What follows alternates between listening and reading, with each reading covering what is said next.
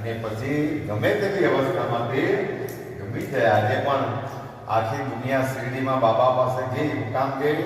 કારણ કે ચરિત્રમાં એમણે પ્રેમની જે પરિભાષા શીખવેલી છે બધા ભક્તોને, તો એનાથી બધા મુક્તિના, ભક્તિના એ બધા ખજાના, કારણ કે આ બહુ મોટી ચાવી છે. અને એ ચાવી આપણને સદગુરુની કૃપાથી બધાને મળી છે.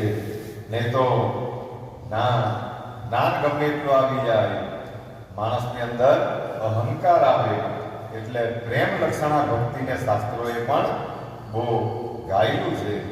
એટલે ગઢવી સાહેબે તે દિવસે બહુ સરસ વાત કરી કે અહીંયા બાબાના દર્શન માટે આવ્યા અને એક બાજુ ભજન ચાલે, એક બાજુ ભોજન ચાલે, એક બાજુ સેવા ચાલતી હતી. એટલે એમના મોઢામાંથી શબ્દો બાબા પાસે સરી પડ્યા કે આ તો સ્વર્ગ જેવું. 2 વર્ષમાં આવવાનું થયું, પહેલી વાર આવવાનું થયું, પણ અહીંયા સ્વર્ગની ફિલિંગ્સ, આ એક ફિલિંગ છે. એટલે જ્યાં સત્ય છે, જ્યાં પ્રેમ છે, જ્યાં સદગુરુનો વાસ છે, ત્યાં માણસોને સ્વતઃ શબ્દો સરી પડે. કોઈને એના માટે કંઈ જાહેરાતો કે દેખાડો અન્ય કરવું પડતું નથી. પણ કારણ કે એ ગઢવી સાહેબ પણ દ્વારકાના છે. એટલે જે ભક્તિમાં છે એમને સ્વતઃ એમના વાઇબ્રેશનો પણ ખબર પડી જાય.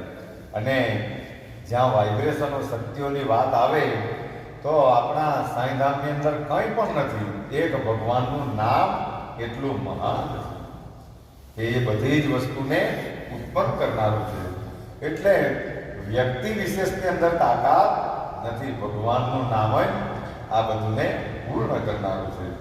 એટલે હંમેશા ને હંમેશા પ્રેમાનંદ જેવા સંતો કહેતા કે ભગવાનનું નામ સ્મરણ એટલું કરો કે એ આપણો સખ બની જાય, આપણો પોતાનો બની જાય.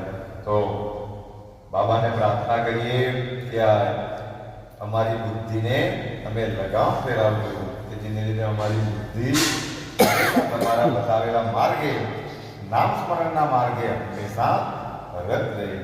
વિશેષમાં 28 તારીખે એ જામલાપાડાની અંદર, ડાંગના જામલાપાડા ગામની અંદર કપડાનું દાન કરવા જવાના છે. જેમની ઘરે જૂની પણ સારી વસ્તુઓ, કપડાનું દાન બધાએ, અને કોઈની નવી આપવાની ઈચ્છા તો તે પણ આપી શકે. તો સાંજે આપણે બધા પાલખીમાં, જો પાલખી પણ હવે ધીમે ધીમે સરસ રીતે મસ્ત બનતી જાય. કારણ કે એ પાલખી સાંઈનાથની પાલખી